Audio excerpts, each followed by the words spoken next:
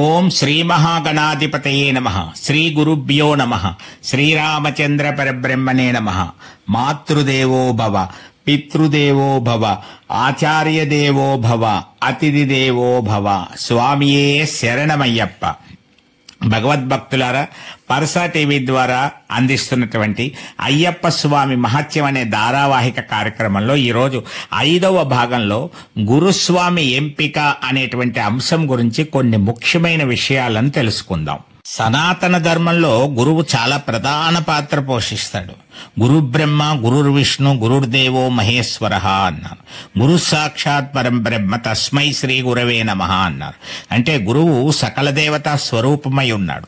మనము పాపములు చేయకుండా, దోషములు చేయకుండా, సరైన మార్గంలో ఎలా వెళ్లాలో చూపించి మనల్ని నడిపించే మార్గదర్శి గురువు. గురువు గురించి మీకు అందరికీ తెలిసినటువంటి విషయమే. అయితే అయ్యప్ప స్వామి దీక్ష విషయంలో గురువుకి ఉన్నటువంటి ప్రాధాన్యత మిగతా కార్యక్రమాల కంటే చాలా 1000 రెట్లు ఎక్కువ అని చెప్పవాలి. గురువుతోటే కార్యక్రమం అంతా మొదలవుతుంది.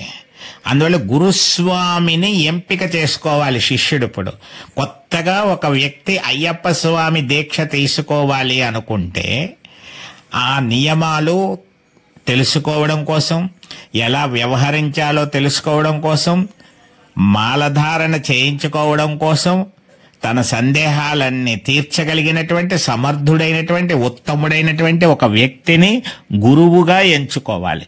ఇది చాలా కీలకమైనటువంటిది, ప్రత్యేకమైనటువంటి ఘట్టం. ఎవరిని గురువుగా ఎంచుకోవాలి అనే విషయాన్ని గురించి కూడా మనం తెలుసుకుంటే చాలా బాగుంటుంది. అయ్యప్ప స్వామి దీక్షలో గురువుని ఎంచుకునే ముందు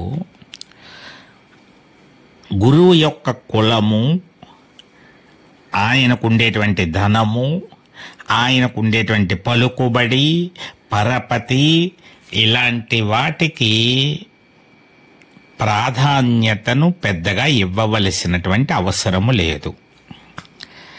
మరి దేనికి ప్రాధాన్యత ఇవ్వాలి అంటే ఆయనకున్నటువంటి కీర్తి, ఆయనకున్నటువంటి వ్యక్తిత్వం.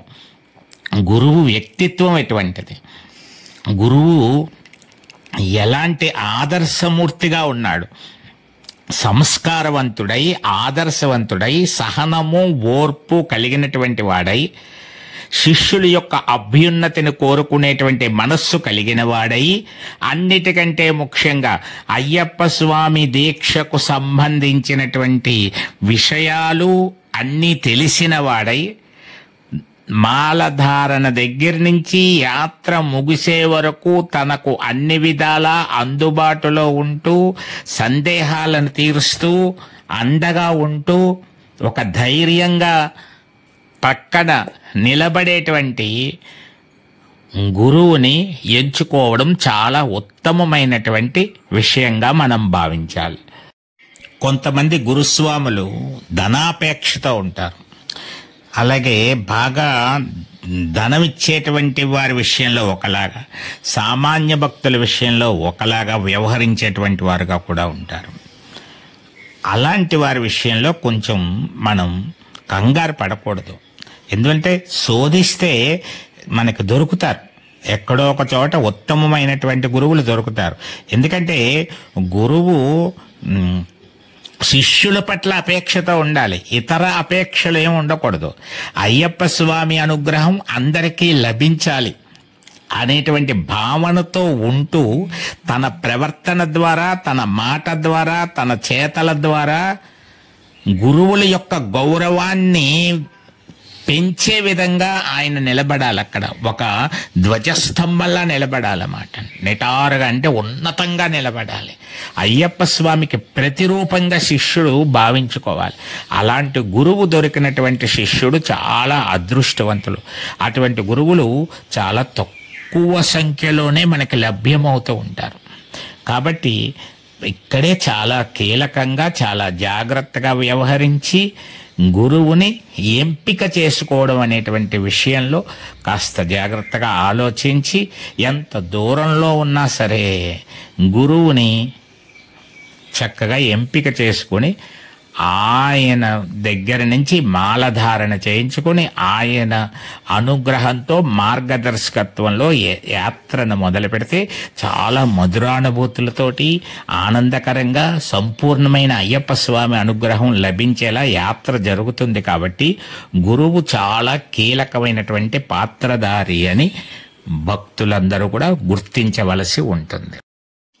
మాల వేయించుకున్న క్షణం నుంచి మరలా జీవితాంతం వరకు యాత్ర 41 రోజుల్లో ముగిసిపోతుంది. కానీ జీవితాంతం వరకు ఎన్నిసార్లు శబరిమల యాత్ర వెళ్తున్నా సరే ఆ గురువు యొక్క అనుగ్రహంతో ఆ గురువు ద్వారా వెళుతూ ఉండాలి. గురువుని వీలైనంత తప్పనిసరి పరిస్థితుల్లో అయితే తప్ప మార్చకూడదు. గురువుని ఏం చేయాలన్నా గురువు యొక్క అనుమతితోటి గురువు యొక్క సలహాను పాటించి చేస్తూ ఉండాలి. కొంతమంది 1 సంవత్సరం ఒక గురువుతోటి, మరొక సంవత్సరం మరొక గురువుతోటి, మరొక సంవత్సరం మరొక గురువుతోటి వేస్తూ ఉంటారు. 3 సంవత్సరాలు అలా దాటిన తర్వాత తానే ఒక గురువుగా మారిపోతాడు. అందువల్ల ఈ గురుస్వామిగా మారినటువంటి కొత్త గురుస్వామి ఏం చెప్పగలుగుతాడు ఎవరికైనాను?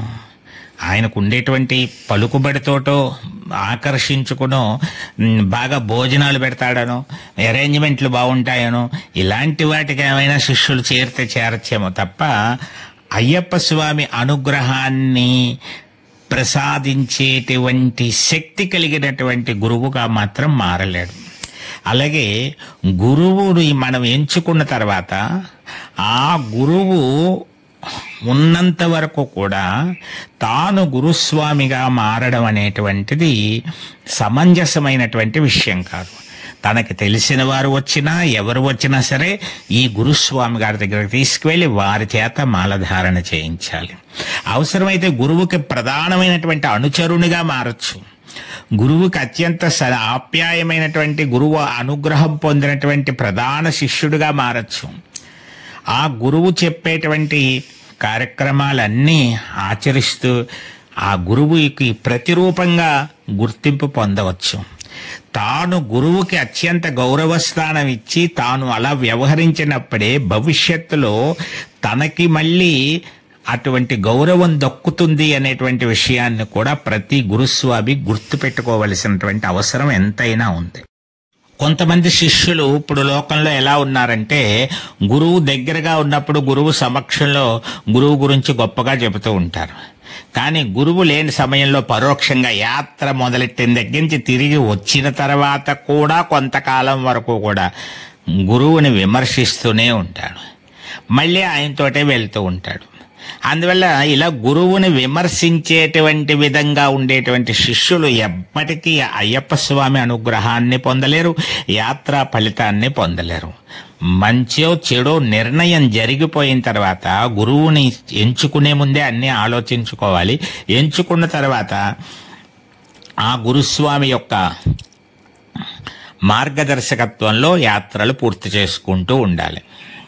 ఎప్పుడైనా సరే తన సొంత తెలివితేటల్ని ఉపయోగించకుండా కార్యక్రమాల విషయంలో గురువు యొక్క సలహా సంప్రదింపులతో చేస్తూ ఉంటే దానివల్ల వచ్చేటువంటి ఏ దోషమైనా సరే గురువుకే చెందుతుంది తప్ప శిష్యుడికి చెందదు. కానీ శిష్యుడు తన సొంత వ్యవహారాన్ని సొంత తెలివిని ప్రయోగించి గురువు కంటే నాకే బాగా తెలుసనే భావనతో వ్యవహరించినప్పుడు దానివల్ల ఎదురయ్యేటువంటి పాప పుణ్యములు కష్ట నష్టముల ఫలితములన్నీ తానే అనుభవించవలసి వస్తుంది. అందువల్ల గురువుని ఆశ్రయించిన తర్వాత గురువు యొక్క ఆదేశానుసారం నడుచుకుంటే ఏ విధమైన దోషము శిష్యుడికి అంటదు. కాబట్టి మనసా వాచా త్రికరణ శుద్ధిగా అయ్యప్ప స్వామి దీక్ష తీసుకునేటువంటి వారు మంచి గురువుని ఎంచుకోవాలి. ఎంచుకుని ఆయన యొక్క కనుసన్నల్లో ఆయన యొక్క శిష్యునిగా యాత్రను చక్కగా భక్తి శ్రద్ధలతో పూర్తి చేసుకోవాలి. కాబట్టి ప్రతి ఒక్కరూ కూడా గురువుని ఎంచుకునే విషయంలో అత్యంత జాగరూకులై అంతా గమనించిన తర్వాత ఎంచుకోవలసిన విషయాన్ని బాగా గుర్తుపెట్టుకోమని మనవి చేస్తున్నాను.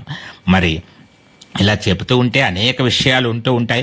మనకి 10 నిమిషాల సమయంగా ఉంటేనే జనం చూడగలిగేటువంటి భావంతో ఉన్నారు కాబట్టి మిగతావన్నీ వారి అనుభవాల ప్రకారం గ్రహించవలసిందిగా కోరుకుంటూ గురువు ఎంపిక అనేటువంటి అంశాన్ని ఇంతటితో ముగిస్తూ రేపు మరొక కార్యక్రమంలో మీ అందరినీ కలుసుకుంటాను. చూస్తూ ఉండండి, చూడమని చెప్పండి, ప్రోత్సహించండి, సబ్స్క్రైబ్ చేయండి.